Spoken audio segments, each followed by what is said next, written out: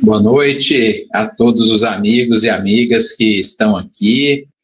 É com grande alegria, com imenso prazer que nós continuamos as nossas lives aos domingos, não é? Às 19 horas.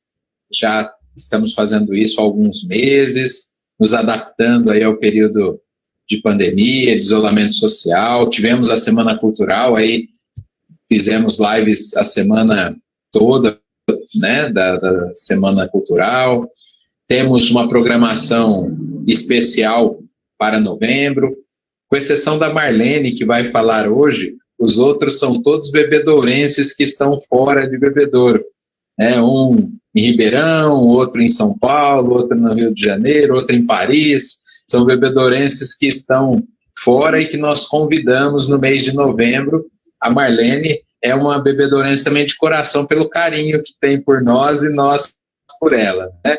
E em dezembro nós devemos ter uma programação especial também do Amarte, que o Vitor Gomes, o Flávio Galhardo estão programando. Inclusive, é possível que tenhamos uma live, está quase tudo certo, uma live teatral.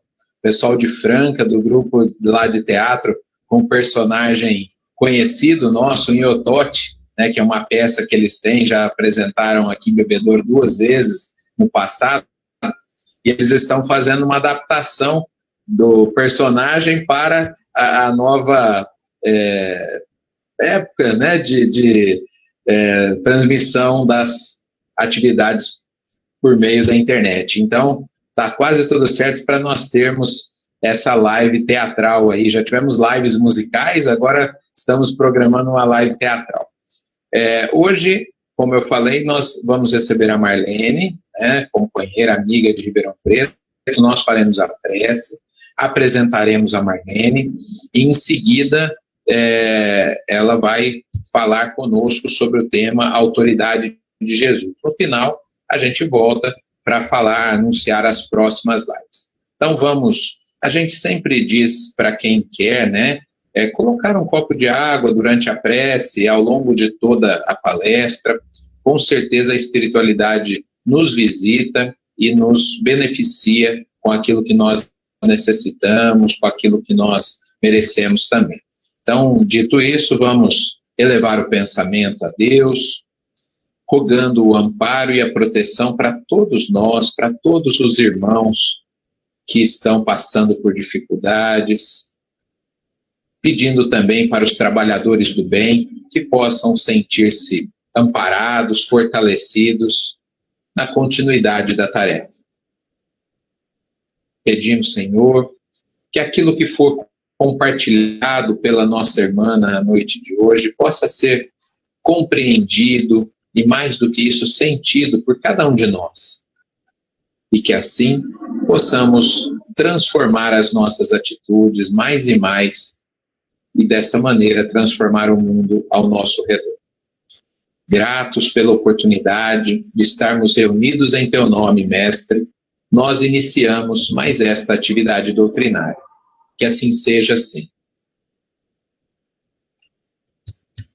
Bom, pessoal, a Marlene, nós somos suspeitos aqui para falar dela pela longa amizade que temos, desde a época de Mocidade Espírita, e depois eu tive a grande honra de tê-la como minha orientadora na pós-graduação, na área de educação, e a Marlene é uma companheira muito ativa no movimento espírita há algum tempo, né? É bom a gente falar dessa maneira, né, Marlene? Há algum tempo. Eu vou fazer a apresentação dela de forma muito simples, porque eu acho que a melhor apresentação são as próprias palavras dela, né? Ela é nascida em lar espírita, cresceu no movimento participando de evangelização e de mocidade espírita, é atualmente membro da equipe do Departamento de Estudos da USE de São Paulo e da USE de Ribeirão Preto, e monitora grupos de estudo da doutrina espírita. É pedagoga, professora doutora de didática na Universidade de São Paulo, a USP, no campus de Ribeirão Preto, trabalhando com educação em saúde. Então, Marlene, seja muito bem-vinda, a palavra é sua, bom trabalho, e nós voltamos a nos falar no final da sua palestra. Muito obrigada, Edmir, obrigada pelo carinho, obrigada a todos. É uma alegria muito grande aí que eu estou aqui com vocês, compartilhando, participando. Deixa eu já começar a abrir aqui minha tela. A gente tem que ir acostumando, né, aprendendo a mexer com esses recursos novos aí, é sempre um desafio. Vocês podem ver? Estão conseguindo ver a tela? Sim, sim. Eu só vou aproveitar, Marlene, pedir para que as pessoas deixem microfone e câmera desligadas durante a live, tá? Mas estamos enxergando bem. Ótimo. Bom, então, como eu estava dizendo, é uma alegria muito grande. O Edmir já adiantou o carinho imenso que eu tenho por Bebedouro, né? O tanto que na minha vida espírita, né, o Bebedouro esteve presente com amigos tão queridos e próximos. Então, foi sempre uma alegria muito grande. E aprendi muito, né, com muitos de Bebedouro, nossa convivência, estudos da doutrina. É muito bom, então, estar com vocês. E nesse momento, com um tema tão importante, tão bom para nós, né? Nada como falar de Jesus para a gente reviver, né? Reviver um pouco dessa lição que ele deixou para todos nós aqui. Então, é muito importante a gente ter essas oportunidades de fazer esse encontro, de rever, de olhar, né, para as coisas que ele nos deixou, que ele nos ensinou, e aí a gente tem que aproveitar cada oportunidade. E aí não vai ser exatamente uma palestra, tá? Eu vou trazer alguns comentários com vocês, algumas discussões aí que a gente tem tido com os grupos de estudo sobre essa temática, tá bom? E aí eu estou me sentindo bem à vontade, assim, para falar sobre esse assunto, sobre esse tema, que coincidentemente a gente discutiu hoje no grupo de estudos, hoje de manhã, falando dessa questão da autoridade de Jesus, tá? Bom, então, para começar a falar de autoridade de Jesus, eu pensei, o que significa isso, né, autoridade? Vamos pensar ali do ponto de vista, né, será que quando a gente fala autoridade, a gente está falando a mesma coisa, né? A gente tem uma série de exemplos da nossa vida, do dia a dia, do cotidiano, ligadas a essa palavra autoridade, né? E quando a gente fala autoridade de Jesus, como será que isso aparece? Então, eu fui lá procurar no dicionário, procurar na origem da palavra, para a gente situar e definir bem o que é que nós estamos falando sobre a autoridade. E aí eu encontrei que essa palavra autoridade, ela vem do latim, né, dessa palavra auctoritas, que, por sua vez, vem de uma outra palavra, auctor, né, também do latim, que é participio passado de uma outra palavra que significa fazer crescer, né? Essa palavra que ele origina, autor, tem a ver com um modelo, tem a ver com um produto, sabe, com uma figura. E aí eu achei muito interessante, né, para a gente pensar que a autoridade, aquele que está responsável, né, por fazer crescer aqueles que estão sob sua autoridade, né? E aí nessa busca eu até achei um exemplo bem interessante. E eu pensei, nossa, acho que se aplica para as coisas que a gente vai conversar, né? Eu vi um exemplo de autoridade ligado ao maestro, né? Vamos imaginar aí, um maestro é essa autoridade. Autoridade no sentido que ele está responsável por fazer todos os músicos entrarem numa sintonia e produzirem aquela música, né? Aquela sinfonia, aquilo de melhor possível, né? E aí, quando ele faz isso, ele está ali muito empenhado para que cada um faça o seu melhor. Ele não pode ficar sem ninguém ali, porque todo mundo é importante, né? Ao mesmo tempo, ele não pode largar a batuca dele, ir lá pegar o instrumento, mandar alguém sair do palco e pegar ele próprio o instrumento, né? Ele tem que fazer com que as pessoas ali produzam, cresçam, sejam capazes de se dar o melhor para que o resultado seja o melhor. Então, a autoridade tem a ver com isso, né?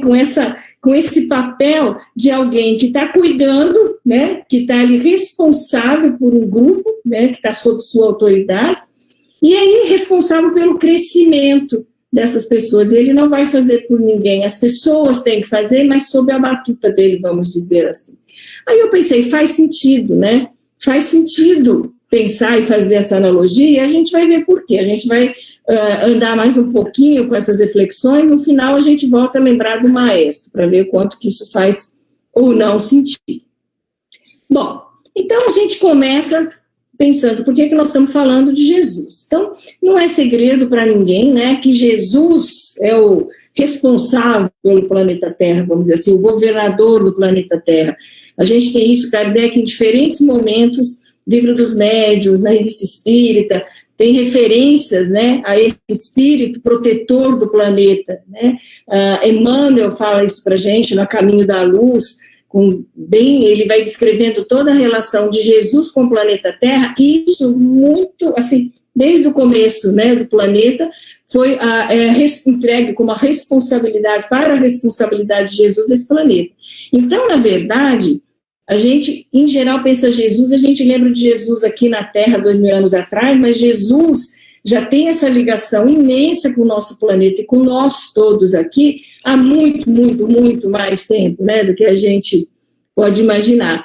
Então, essa responsabilidade, essa responsabilidade mesmo diante desse planeta, né, que ele tem, coloca, né, numa posição, e a gente numa posição também de compreensão, de entendimento do que isso significa, né? Então, ser governador do planeta Terra significa o quê? Está implicado a preocupação com o desenvolvimento e evolução de todos nós que estamos por aqui, né? Nesse momento encarnado, em alguns momentos encarnados, outros desencarnados também, né? Mas ligados ao planeta Terra, e que constituem esse planeta com essa condição que nós temos hoje, de um planeta de provas e expiações, né? Nesse momento. Mas Jesus já está de olho e já está cuidando da gente há muito, muito, muito tempo, né? Às vezes a gente fala assim, Jesus foi a segunda revelação, primeiro veio Moisés, né? Será que Jesus, a gente fica pensando, veio depois de Moisés? Nossa, mas Jesus é que mandou Moisés, Jesus é o grande, né, responsável por todo esse movimento, né, por tudo isso que acontece no nosso planeta. Então, a gente precisa situar e perceber isso. E aí a gente vai entender mais ainda a importância e o valor do momento em que ele esteve aqui na Terra, mais próximo, encarnado, né, no planeta Terra, pensando no sentido do envolvimento dele, da predisposição para nos ajudar a evoluir. Então, a gente vai falar da autoridade desse espírito iluminado aí que, como os espíritos disseram para Kardec, né, o Kardec perguntou quem é o nosso guia e modelo, Jesus, né, nós vamos falar desse espírito e dessa autoridade que é, então, fundamentada na lei do amor, né, que, por sua vez, é consequência da lei de Deus, quer dizer. Então, essa autoridade, né, de Jesus, ela vem, o que fortalece, né, o que dá força, o que ilumina, o que fundamenta, é justamente a lei de Deus, né, que se manifesta pelo amor imenso que Jesus se debruçou e se dedicou e se dedica a todos nós que estamos aqui nesse planeta, né.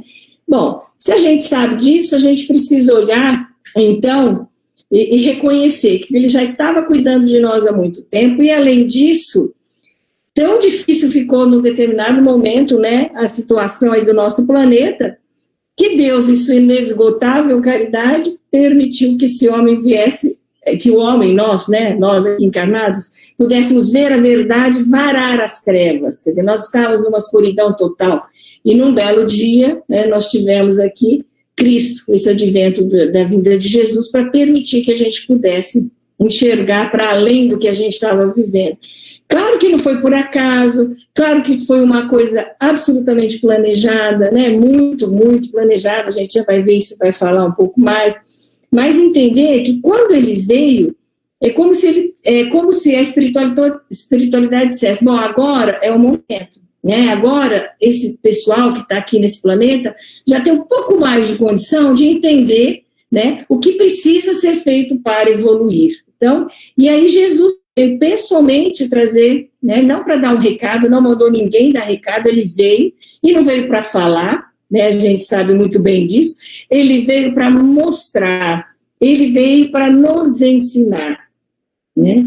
E aí a gente tem uma série de relatos aí das pessoas que conviveram mais próximos, especialmente os evangelistas, né, alguns apóstolos, outros que conviveram com pessoas que conviveram com Jesus, né, e aí foram deixando relatos, história oral, foi construindo esse material que a gente tem até hoje, né, que resultou aí no Novo Testamento, contando das experiências, das passagens, daquilo que Jesus viveu, né? E nós espíritas temos ainda a bênção, né, o privilégio de ver, de receber muitas dessas orientações e dessas lições trazidas da espiritualidade, né? Quantos amigos da espiritualidade continuaram trazendo lições da época de Jesus, contando o que aconteceu, as passagens aqui que Jesus, né, viveu aqui na Terra para nos ajudar, para nos ensinar. Cada ensinamento do Evangelho, a gente reconhece Jesus, então, como esse educador de almas, né? A gente reconhece essa missão que ele teve, esse empenho, esse trabalho em nos colocar no rumo, colocar a gente no caminho certo, né? Imprimindo aí o selo do amor e da sabedoria naquelas orientações todas que ele nos deu. Com cada experiência, a mínima que fosse, ele aproveitava e dava várias lições em cada situação. Ele via lá um cachorro morto, ali foi capaz de tirar várias lições, viu uma figueira seca, várias lições. Todos os momentos representavam lições infinitas, importantíssimas para a gente que está aqui na Terra, né? E aí, é importante a gente destacar uma fala aí de Jesus, daqui a pouco a gente vai pontuar outras falas, né? Mas uma fase, um momento bem interessante em que Jesus disse: vós me chamais mestre e Senhor, e dizeis bem, porque eu o sou. Está lá em João, o evangelista João. E aí, quando a gente olha essa frase, a gente percebe, primeiro, esse reconhecimento, né, nosso, de que Jesus é realmente esse mestre, o Senhor, né? A gente consegue identificar a importância, o que significa. À primeira vista, a gente pode olhar essa frase e falar: nossa, mas Jesus falou isso, que ele era mestre, Senhor, porque a gente ainda é muito pequeno aqui, né? Muito apegado a uma série de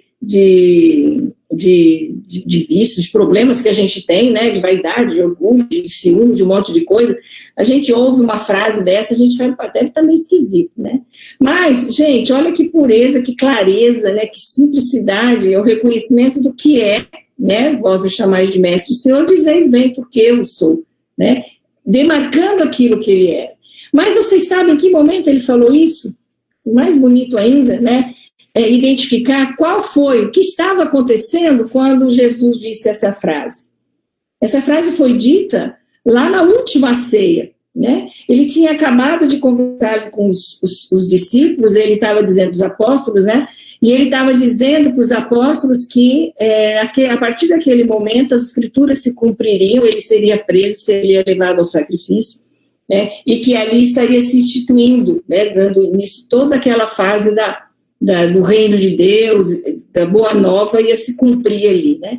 E os apóstolos ficaram bastante claro, né? Nossa, mas não tem jeito, o Senhor é tão poderoso, por que não faz alguma coisa? Por que não impede que o Senhor seja preso? Ficaram naquela agonia toda. E Jesus orientou, explicou e falou que as coisas tinham que ser daquela maneira e que eles iam entender isso num outro momento, né? E aí, entre outras coisas e tal, ele conversando com João, percebeu que, então, eles começaram a falar sobre esse reino de Deus, que seria muito em breve, né, instituído ali. E começaram a discutir, falaram: quem vai ser o maior de nós? Tiago vai fazer isso, Simão, qual de nós será o maior, né? Quando ele viu aquilo, disse aquilo, imediatamente, né, ele olhou, né, compadecido ali dos limites ali dos apóstolos, naquele momento, mas ele se levantou, o que ele fez? Ele tirou a túnica, amarrou ali a toalha na cintura, se ajoelhou, pegou água e começou a lavar os pés dos apóstolos, né? E aí foi chegando perto de Pedro, e Pedro falou: não, imagina que o senhor vai lavar meus pés, de jeito nenhum, né? Por que ele falou isso? Aquela imagem, né, do orgulho de reconhecimento, não, que ele é o bom, lógico, era o mestre, o Senhor, como é que ele vai lavar meus pés, né? E Jesus estava justamente trazendo essa lição para eles, né?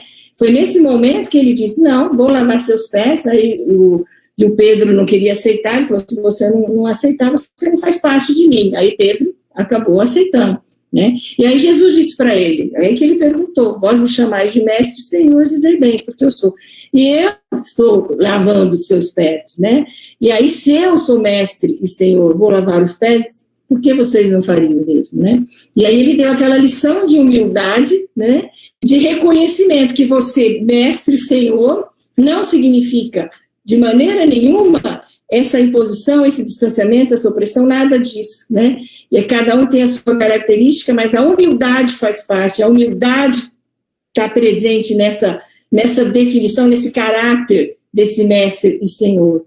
Então, a gente percebe com mais sentido ainda o que significa esse mestre e senhor, o quão amplo é isso, e o quão dentro das leis de Deus isso está presente, né? O quanto que mestre e senhor, quando Jesus fala na boca de Jesus, o que significa isso efetivamente? A gente consegue identificar e reconhecer a grandeza desse espírito ao trazer, ao dizer, se colocar dessa maneira, e por tudo aquilo que ele fez e que ele veio trazer.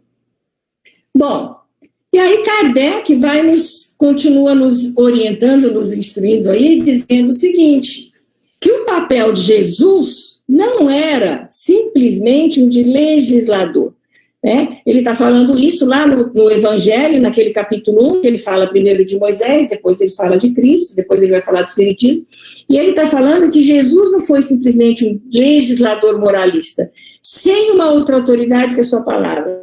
O que ele quer dizer com isso? Desculpa. O que ele quer dizer aqui? Que Jesus não veio só para dizer o que tem que ser feito, o que é certo, o que é errado, né? Simplesmente falar. Não, muito mais, e a gente viu pelo exemplo que eu acabei de citar. Ele fez mais do que falou, né? E aí o Kardec vai fazendo e trazendo esse comentário, e dizendo, além disso, que ele veio cumprir as profecias que haviam anunciado o seu advento. Então é importante a gente olhar para isso e pensar, para nós talvez só faça pouco sentido isso, né? Qual a importância de estar dentro de uma profecia, de Jesus ter vindo cumprir as profecias, né? Mas vamos pensar e vamos lembrar que a Bíblia, né, o Velho Testamento, escrito aí de 1500 anos antes de Cristo, até 450 anos antes de Cristo, era a lei de Deus, né, em toda aquela área, a parte do mundo de Jesus nasceu, era a lei de Deus, né? E essa lei, dentro dessa Bíblia, havia muitas profecias, muitas ligadas à vinda do Messias, muitas, e que falavam, inclusive, que ia nascer em Belém, que ia ter massacre de crianças, estava tudo escrito lá, que ele seria preso, que ele seria rejeitado por judeus, que ele ia fugir do Egito, isso aí estava nas profecias, lá no Velho Testamento.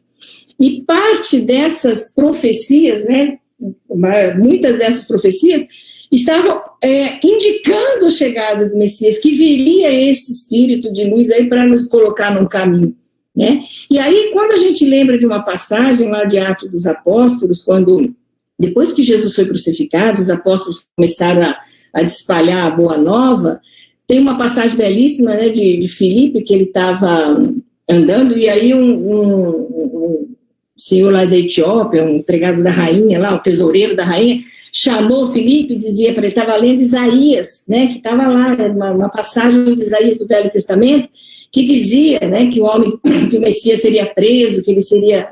Conta, a passagem descrevia exatamente o que aconteceu com Jesus, né? Aí esse moço da Etiópia chama Filipe e fala, escuta, me ajuda a entender, escuta, se alguém não explicar, eu não vou entender o que está aqui. Esse daqui era o Messias? Era ele? E aí Filipe explicou, e ele passou a entender, e ele compreendeu Jesus e a boa nova. Então, desculpa, então vamos pensar que, quando a gente está falando de autoridade, né, de Jesus, a gente viu que não estava só na palavra, estava no que ele fazia, né, mas também estava naquilo que as pessoas estavam esperando, daquele Messias que chegaria, né? Isso dá uma certa autoridade ali, e aí foi muito interessante, a gente imagina como é que a espiritualidade, esse super planejamento da espiritualidade, né, esses escritos, essas profecias já de 1000 anos antes de Cristo, já existiam muitas dessas profecias, tudo bastante orquestrado, vamos dizer assim, na espiritualidade, para a chegada, né, de Jesus, entendendo que o mundo estava no momento em que ele seria, que estaria pronto para poder avançar um pouco mais. Mas Kardec não para aí, Kardec vai falar um pouco mais. E agora ele vai dar a ênfase maior, que na verdade a autoridade decorria também, principalmente, dessa natureza excepcional do Espírito de Jesus, né? E da natureza divina da sua missão. Então, a gente lembrar que então Jesus já era esse Espírito absurdamente iluminado de luz, quando o planeta, né, se constituiu ali, Jesus estava participando desse processo. Pensa, imagine que evolução, que espírito é esse, né? Que natureza é essa desse espírito e como que essa missão era divina, né? Aí a gente entende mais ainda e consegue olhar para esse espírito aí, iluminado por tudo que ele fez aí pelo nosso planeta, a gente consegue entender mais ainda. Bom, mas que falas de Jesus mostram para nós essa autoridade? Que foi que ele falou que nos ensina alguma coisa? Que representa para nós essas coisas que ele trouxe, que ele falou? Então, trouxe aqui 4 falas de Jesus e para servir de reflexão para nós, né? Vamos imaginar que Jesus falou isso 2000 anos atrás e até hoje isso está reverberando, até hoje isso está valendo. Vamos pensar que ele falou para nós, né? Porque ele veio, falou ali para os apóstolos, para os discípulos, para as pessoas que estavam ali à volta dele, sabendo que ele estava deixando aquilo para o mundo todo, sabendo que isso ia perdurar e que chegaria a todos do planeta. Vamos olhar essas falas e vamos aprender um pouquinho aí com essa fala de Jesus. A primeira, para a gente fazer essa reflexão, seria: eu sou o pão da vida. Também Jesus disse isso, está lá no Novo Testamento, no Evangelho de João. O que será que ele quis dizer quando ele disse eu sou o pão da vida? O que será que ele estava nos ensinando nesse momento? Né? Os discípulos estavam conversando com ele, várias pessoas que estavam ali na beira do lago, naqueles momentos em que Jesus trazia algumas falas, orientava e conversava, e aí alguns disseram assim para ele: olha, o Moisés deu o pão, né, para os nossos pais ali, para os nossos antepassados, né? E aí, né, como é que a gente faz, né? E aí Jesus vai dizer para ele que ele estava trazendo também o pão, mas era o pão que vinha dos céus, né? Que aquele pão que ele estava trazendo era diferente, porque ele era um pão espiritual. E aí ele estava mostrando para aquelas pessoas à volta, ele estava fazendo um salto, né? Ele parte do pão, que é um alimento, que é básico, que todo mundo precisa mesmo, mas ele faz um salto e chama a atenção das pessoas à volta dele para o alimento espiritual, para o conforto espiritual. Ele faz essa passagem ali daquele pão, que ele diz: olha, os seus antepassados comeram o pão e morreram, né? Porque era o pão material. Esse é o pão que quem comer desse pão terá vida eterna. Então ele estava mostrando que esse pão que representava, pontuando ali a imortalidade, o que viria depois, e principalmente a vida espiritual, né? O conforto mesmo, pensar que o que representa. Então, veja que coisa bonita, que coisa interessante, né? O tempo todo, em todas as lições, é como se ele estivesse cuidando da gente, né? O tempo todo, chamando a atenção. Começa ali ele vem de algo mais básico, a gente precisa de pão para comer. Vamos partir do pão. A partir disso, vamos olhar para esse pão com outro olhar. Vamos olhar que esse pão é o pão espiritual, que é esse que a gente precisa, é esse que vai nos fortalecer, que nos vai garantir que a gente possa continuar. Vamos esquecer um pouco, né? Esquecer no sentido, não priorizar esse pão. Vamos lembrar que o pão material é importante, mas o pão espiritual é aquele que será para sempre, né? A vida toda. Então, é importante a gente olhar para isso, e ele tem uma analogia bonita que o Emmanuel faz no livro Caminho, Verdade e Vida, que ele vai dizer assim, que o pão do mundo, que passa mecanicamente de mão em mão, ele sacia a fome do corpo. Mas esse pão que Jesus falou, ele, diferentemente do pão que sacia a fome, ele seria como um sol, que é o mesmo para todos, penetrando, porém, somente nos lugares onde não se haja feito um reduto fechado para as sombras.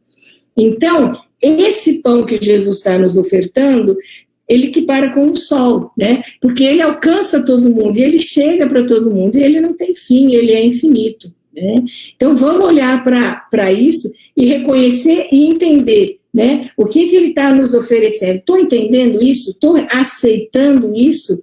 Estou percebendo o que está por trás? Estou entendendo que na minha vida cotidiana, que a minha correria do dia a dia está mais voltada para o pão material e não tem espaço nenhum para o espiritual, né? Será que está assim? Será que eu estou abrindo espaços também para esse aspecto? Estou conseguindo me dedicar algum momento, né, para esse pão espiritual? Então, esse é um ponto bem importante. Outra frase que ele vai trazer e que vai nos ajudar bastante também, né, a ver essa autoridade aí de Jesus, quando ele diz: eu sou a luz do mundo. Quem me segue não andará em trevas, mas terá a luz da vida. Então, primeiro ele começa com o pão, que é um negócio bem básico, aí ele vem para a luz, né? Ele amplia, ele traz o salto. E aí a gente reconhece a missão de Jesus como aquele iluminador das consciências, né? Então, onde ele vai, essa luz imperecível, essa luz, gente, imagina essa luz de Jesus, né? O que é isso, né? E ele levando, trazendo essa luz para todos nós. Ao ter contato com isso, com essa luz, o que acontece quando a gente se depara com essa possibilidade dessa luz de Jesus?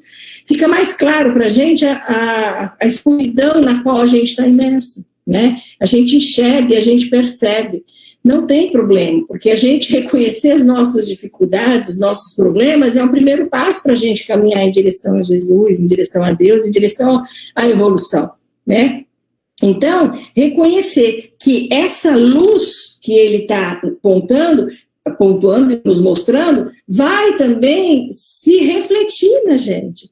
Ou seja, a gente também vai se alimentar disso. E a gente tem que pensar que é uma tarefa que a gente tem também, né? Porque a gente não tem que só receber, né? A gente vai também tratar de se iluminar para que a gente possa expandir e levar e também a levar até outras pessoas também, né? Então é muito bonita essa passagem, acho que a gente entende e pensar assim, o quanto que Jesus, ao dizer isso, está mostrando: eu sou a luz do mundo. Vejam lá a questão da autoridade, né? Eu sou o pão da vida.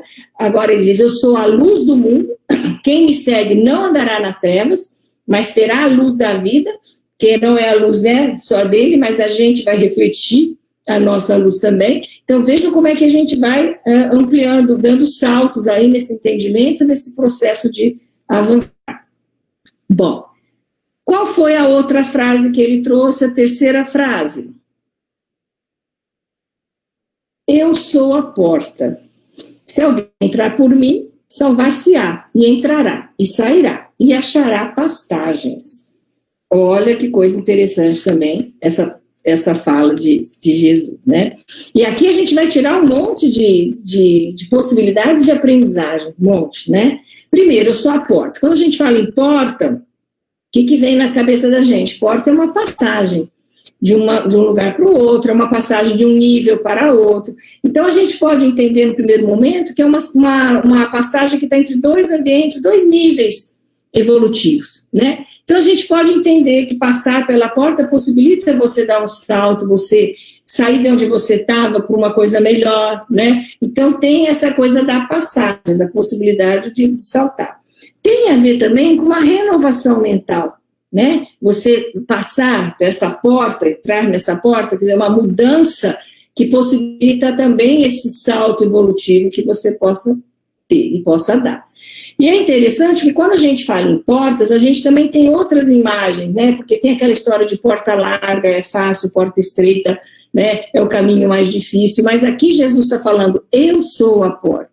Então ele está mostrando que é um meio mesmo de transformação, o meio, né, de transformação completa. Ele está mostrando como é que se faz isso, né? Como que ele mostrou? Não só pelo que ele falou, tudo que ele fez, né? Cada momento que ele viveu aqui foi voltado para amar, para acolher, né? Para assim, o amor, o respeito, a forma de lidar com todos, tudo que ele nos ensinou, tudo que ele fez mostra qual seria, né? O que seria essa transformação moral? O que a gente tem que fazer, né? E aí ele diz assim: se alguém entrar por mim, salvar-se-á.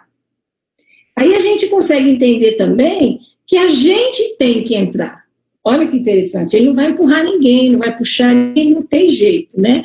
Alguém, esse salvar-se-á, entrar nessa porta, implica que não é passivo, a gente não vai ser empurrado, a gente tem que tomar essa iniciativa, a gente tem que fazer essa passagem aí pela porta. Só assim pode haver essa transformação. E isso a gente vai ver em diferentes passagens de Jesus, em todos os ensinamentos que Jesus fez. Em nenhum momento ele vai pegar você, é que nem o maestro lá do começo, né? Em nenhum momento o maestro pode chegar, pegar um instrumento, tocar e deixar você de lado. Em nenhum momento Jesus vai te empurrar para frente, porque isso a gente vai ter que dar esse passo. Ele está mostrando o pão, está mostrando a luz, está mostrando a porta, ele está dando todas as possibilidades para dizer, vai filho, vai, né? Vamos andando, vamos caminhando, vamos crescendo, mas, salvar-se-á entrará, e sairá e achará pastagens. Quer dizer, eu tenho que dar esse passo para que haja essa salvação. O que é essa salvação? O que será que é essa salvação? Passar essa porta, nossa, que bom, já me salvei, todo lado de lá. Essa porta, se isso é transformação, significa o quê? A superação, a libertação do quê? Das imperfeições da gente, dos nossos defeitos, dos nossos problemas. Olha que coisa difícil. Né? Seria tão simples se a gente só passasse uma porta, deixa tudo para trás, vai para frente. Não, essa porta implica deixar para trás, né, os nossos vícios, nossos defeitos, nosso orgulho, a nossa vontade de ser melhor que o outro, a nossa vontade de estar sempre certo e o outro que está errado. Né? Isso é salvar-se, é libertar-se disso tudo, essa transformação a partir do que ele está nos oferecendo. Quando a gente consegue isso, entrará e sairá, e achará pastagens, olha que bonito. Quando a gente consegue essa passagem, essa libertação, as pastagens, quer dizer, vão estar à disposição, eu vou me alimentar constantemente dessa coisa bonita, dessa coisa boa, que vai me alimentar para que eu continue nessa transformação, continue nesse processo do bem, em busca de ser melhor, né? Então, fica muito claro aqui a responsabilidade e o papel que a gente tem. Jesus está lá, eu sou a porta, se alguém entrar por mim, então ele está dando todas as indicativas, mas a gente precisa fazer a nossa parte, senão nada feito, né? E aí não é à toa, né, que a gente viu e que Kardec falou aquilo do guia e modelo, né? E é só mesmo olhando para tudo aquilo que ele fez. Olha, assim, é um manual, é um verdadeiro manual de transformação, de progresso, de evolução. É aquilo que Jesus fez, tudo aquilo que ele nos ensinou. Muito bem, tem uma última frase também que vai nos ajudar a compreender, né? E aí é quase que um resumo dessas frases todas que ele trouxe. Eu sou o caminho e a verdade e a vida. Ninguém vem ao Pai senão por mim.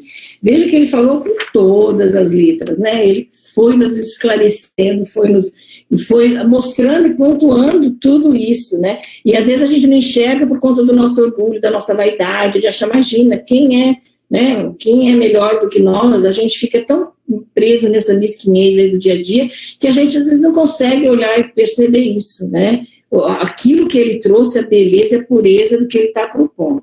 Então, quando ele fala, eu sou o caminho, a verdade e a vida, o que a gente tem? A gente tem a clareza dessa autoridade aí. Imagina, esse homem, esse espírito aí de luz está dizendo, eu sou o caminho, a verdade e a vida. Essa é a verdadeira autoridade que ele está representando, essa autoridade moral, né? É o amor, é o que ele traz, é o que ele representa. Não tem nada meio termo, né? É amor completo, é 100% amor, 100% segurança do caminho, 100% de saber o que é o que tem que ser feito, né? O cunho moral ali completamente aberto para a gente saber qual é o caminho. Tá dado, né? E aí tem uma questão aqui muito interessante que, de novo, ele está oferecendo o caminho, a verdade e a vida, mas ele não está obrigando, ele não está empurrando ninguém. É um respeito absoluto pelo livre-arbítrio, pela nossa vontade de aceitar ou não. Né? Então, ele mostra, ele fala, ele faz, ele diz, ele é muito claro nas lições, direto, não tem, né, meio tempo, ele fala de uma maneira, às vezes, mais figurativa, para que a gente até possa entender melhor, né? Ele dá todas as ferramentas ali, mas nós é que vamos ter que tomar a frente para que isso aconteça. Ele diz, eu sou o caminho, então quer dizer o que? Ele está mostrando, mas eu tenho que percorrer, sabe? Eu que tenho que andar naquele caminho. Ele está mostrando o caminho, mas ele não pode fazer por nós é que temos que fazer esse caminho. Ele está mostrando a verdade e a vida, ele está trazendo, mas fica muito claro que se a gente não se levantar para a gente ir e fazer, isso não vai acontecer, né? E aí, essa autoridade de quem pode dizer isso, né, essa segurança que nós temos, que realmente ele apontou para lá, é para lá que a gente vai, não tem muito que a gente discutir, né? E aí, eu acho que é importante a gente pensar, quando a gente fala que não adianta, que ele não obriga, né? Pensem no que seria, né, essa capacidade, esse amor, essa energia que emite desse espírito aí, né? Eu, preparando essa palestra aqui, eu lembrei de uma passagem do livro Há 2000 Anos, né? Em que quando Públio Lentulus, que era o Emmanuel, né, na sua encarnação, esteve cara a cara com Jesus, né? E naquele encontro que ele esteve com Jesus, e olha que Emmanuel, Públio, né, era extremamente vaidoso, orgulhoso, senhor de si. Imagina que eu vou conversar com esse nossa, ele estava assim, indignado com a situação, porque a esposa dele queria que ele fosse conversar para curar a filhinha e tal. Mas ele foi conversar, foi lá atrás, porque a esposa insistiu muito, foi lá, queria encontrar Jesus, né? E quando ele se deparou com Jesus, foi tão forte o impacto, o efeito, né, daquele encontro, que ele caiu de joelhos, né? Caiu ajoelhado diante de Jesus. Aquela força, aquele magnetismo, aquela imensa, né, que exalava de Jesus, o amor mesmo, aquilo colocou ele de joelho. Outra passagem que me fez lembrar também é de Paulo, né, que Paulo de Tarso, quando encontrou Jesus, né, indo para a estrada de Damasco, quando Jesus aparece para ele, ele também cai de joelhos, né. Tamanha a força dessa autoridade moral, né, e do amor que emanava desse espírito. Quando isso aconteceu para Públio, o que aconteceu? Públio, ele conversou com o senador, explicou, falou para o senador e disse para ele, olha, Públio, você tem uma opção, você pode me seguir agora, largar, né, esses palácios, essas riquezas, isso que é tudo falso, é fictício, isso é passageiro, e pode me seguir. Ou você pode me seguir daqui a 1000 anos, quer dizer, é sua escolha. E Públio, naquele momento, acabou fazendo a escolha, não seguir Jesus naquele momento. Diferente de Paulo, que naquele momento caiu, imagina, indo lá para a cidade de Damasco para pegar todos os cristãos e tal, encontrou com Jesus, caiu de joelhos, o que Paulo fez? Senhor, o que queres que eu faça? Né? Aquele encontro, claro que, né, ele vinha já sofrendo uma série de inquietações e dúvidas, mas ele não teve, naquele momento, dúvida, ele seguiu Jesus.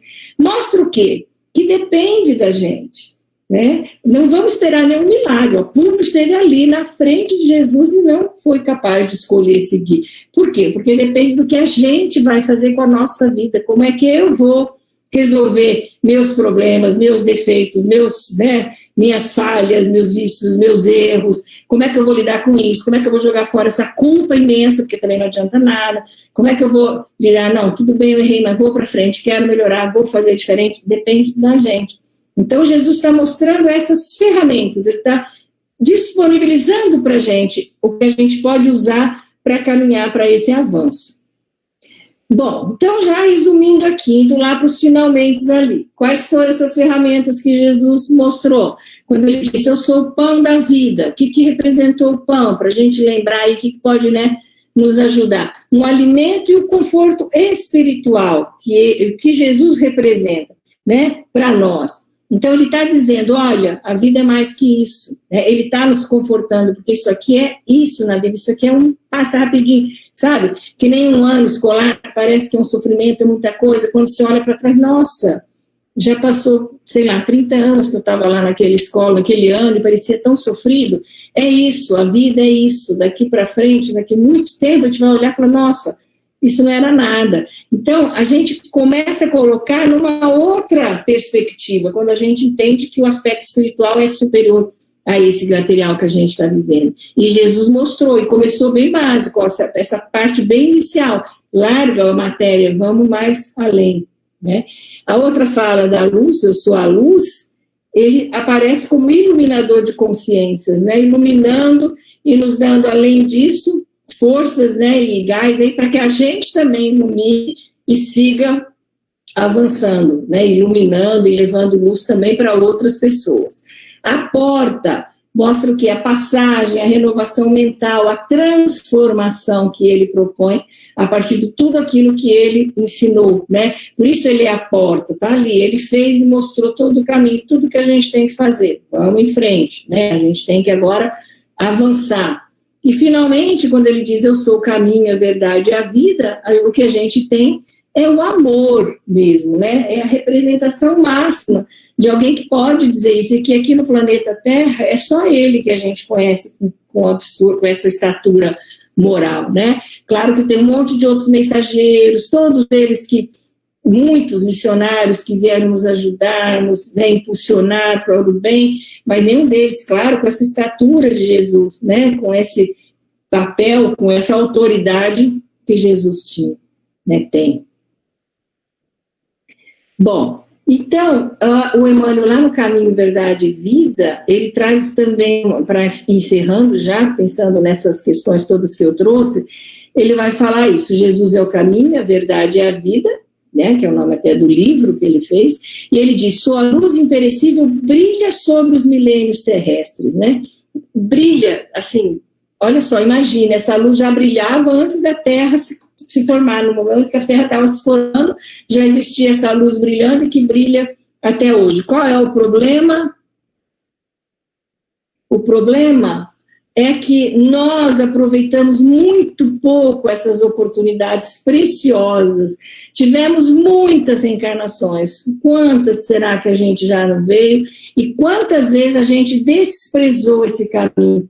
Né? Quantas vezes a gente ignorou, quantas vezes a gente virou as costas dessa porta, quantas vezes não peguei esse pão que Jesus me ofereceu, quantas vezes eu virei as costas para a luz, muito tardios, ele fala, sempre tardios, isso aí é o Emmanuel chamando a nossa atenção, né? Que isso estava dado e a gente sempre recusando, mas o Senhor, contudo, nunca nos deixou desamparados. Então, é muito importante a gente reconhecer isso e colocar isso, né, e entender, porque quando a gente fala de autoridade, tem a ver aquilo que eu falei no início, de alguém que quer ver o outro crescer, alguém que quer cuidar para que todos aqueles que estão sob sua autoridade avancem, aprendam, mas pelas próprias pernas, né? Ele não nos desampara, mas também não vai empurrar, ele vai oferecer as possibilidades, vai depender da gente, né? E aí, olha que bonito isso que o Emmanuel diz. Cada dia reforma os títulos de tolerância para com as nossas dívidas. Olha só, reforma os títulos de tolerância, quer dizer, a gente erra, cai e tal, e Jesus está firmão ali porque compreende, lógico, né, todas as nossas imperfeições, nossas titubeações, né, reformando os títulos de tolerância para com as nossas dívidas. Todavia, é de nosso próprio interesse levantar o padrão da vontade, estabelecer disciplinas para uso pessoal e reeducar a nós mesmos ao contato do Mestre Divino.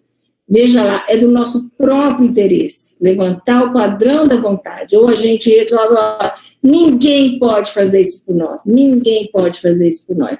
A gente tem que decidir, a gente tem que tomar essa opção, a gente tem que levantar esse padrão e decidir como vai fazer. E olha só a dica do Emmanuel, estabelecer disciplinas para uso pessoal, né? Hoje eu vou fazer assim, eu não vou ficar brava, eu não vou responder, eu vou ter paciência, vou passar, eu vou sorrir, quer dizer, já vou passar diante daquela pessoa, não vou me importar, não vou me tocar com as coisas que ela disser, né? E aí reeducar a nós mesmos, e aí devagarinho a gente vai conseguindo essa transformação, essa mudança, que está lá. Vamos pensar como é que ele fazia, como é que funcionava, como é que era, então. Eu tenho esse modelo, eu tenho esse jeito, eu tenho essa dica, eu tenho essa ferramenta, eu tenho tudo isso ele nos ofereceu, ele nos colocou à disposição, agora depende da gente assumir isso, né, e avançar. E lembrar ainda sempre, né, aquilo que ele também disse,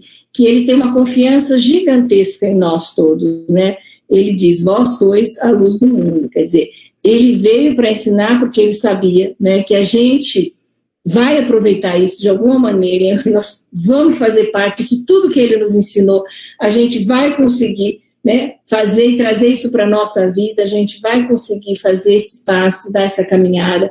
São muitas e muitas e muitas oportunidades que ele está dando sempre, ele está de olho, está acompanhando, né, desde que o mundo se formou, e nós estamos nesse processo de várias encarnações para aprender. Vamos aproveitar, vamos tentar dar uma, né, avançada, não vamos ficar acomodados, não vamos deixar para a próxima, né? Porque às vezes a gente fala, mas tá tudo, né? Quem sabe na próxima, é tudo tão difícil. Vamos pensar naquele pão que ele ofereceu para entender que a gente pode olhar para cima dessa matéria, que eu posso olhar para o pão espiritual e não para o material. Eu consigo dar menos valor para uma coisa mais material quando eu olho para cima. Então, vamos deixar aquela luz nos iluminar, né? Vamos aproveitar isso tudo, vamos tomar a decisão de encarar essa porta, de passar por essa porta, de conseguir essa transformação, isso é fundamental, e aí a gente vai estar juntinho ali com ele, né, nesse processo aí de evolução, andando um pouco mais. Trouxe aqui para mostrar para vocês que essas passagens aí, trouxe muita coisa do Evangelho, dos livros de Emmanuel, Caminho da Luz, Caminho, Verdade e Vida, Boa Nova, do Novo Testamento, e principalmente do EAD, o estudo aprofundado da doutrina espírita, né, que traz essas passagens aí, tá? Que são referências, locais para a gente estudando, para a gente se encontrando mais subsídios aí, recursos para a gente ir em busca aí do nosso trabalho de renovação, que todos nós estamos fazendo esse trabalho, né? Isso daí é importante para todos nós, e a gente agradece aí a cada oportunidade que a gente tem de estar repensando, de estar olhando e de estar podendo crescer, né? Junto com os colegas que nos dão essa oportunidade, que nos ajudam a pensar junto sobre essas questões. Que Jesus nos abençoe a todos, obrigado pela atenção, né? E que a gente continue, que consiga ser bastante forte aí para encarar esses desafios aí que estão dados, né? Obrigada. Muito bem. Nossa amiga Marlene, o Gustavo, a Kátia, o Fernando Zola, o João Guimarães, o Edmilson Escher, estão todos agradecendo aqui no chat. Não sei, agora que você não está mais compartilhando a tela, acho que você consegue acessar aí o chat para ver os agradecimentos. Marlene, nós sabemos, né, que cada vez que falamos de Jesus, criamos uma atmosfera maravilhosa, né? E quando essa fala vem com esse carinho maternal que você transmitiu, com essa didática impressionante, não é? Com certeza fica melhor ainda. Então eu vou aproveitar desse excelente ambiente espiritual que você criou para nós, pedir para que você faça a prece, e em seguida eu volto para falar das próximas atividades, tá? Suas considerações finais, a prece final também. Tá bom. Eu agradeço aí os comentários, mas é bem isso, né? É Jesus mesmo, não tem como a gente não se envolver, né? Quando a gente volta os nossos olhos aí para o Mestre Jesus, e reconhecendo essas dificuldades todas que todos nós temos, né? Mas que é importante para a gente crescer, e a gente tem caminhos e tem possibilidades. Agradeço muito a atenção e tudo, mas saibam que, na verdade, eu reconheço, assim, que fazer essas palestras é uma forma de me cobrar mais ainda, né? Porque é muito difícil. Tudo que a gente fala é muito bonito, a gente falando, né? Mas eu tenho muita consciência do quanto falta, né, para a gente colocar essas coisas em prática. Isso é muito difícil, né? Então, é uma forma de cobrança, né? Uma forma da gente tentar buscar melhorar sempre, né? Agradeço o carinho todo de vocês, e quando a gente está junto e as pessoas se ajudando, a gente se fortalece bastante também, né? Agradeço. Vamos, então, aproveitando mesmo esse momento tão gostoso, aproveitando essas oportunidades, esses nossos pensamentos, vamos juntos levando os nossos pensamentos ao Mestre Jesus. agradecendo profundamente todo o carinho que nos dedica, todo o amparo, todo o amor, reconhecendo o quanto somos devedores, Senhor, de sua atenção, dos seus ensinamentos, e nos colocando, Senhor, compromissados conosco mesmo, porque sabemos que não há cobranças da espiritualidade, mas compromissados em tentar melhorar, em tentar avançar, em tentar crescer. Agradecemos tudo de bom, todas as oportunidades, que possamos reconhecer em cada oportunidade a possibilidade de aprendizado, de crescimento, que possamos deixar de lado toda aquela inquietação, aquele sofrimento, aquele mau humor, que possamos nos voltar, reconhecendo que cada dificuldade é um degrau a mais que estamos subindo, que estamos superando. Pedimos, Senhor, que nos fortaleça, que tenhamos consciência da sua presença conosco o tempo todo, que nunca nos esqueçamos, para que possamos continuar caminhando.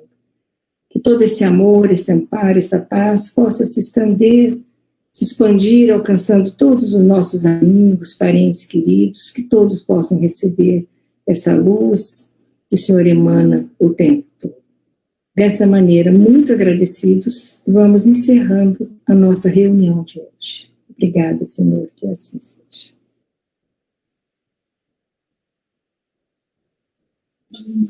Que assim seja, Marlene.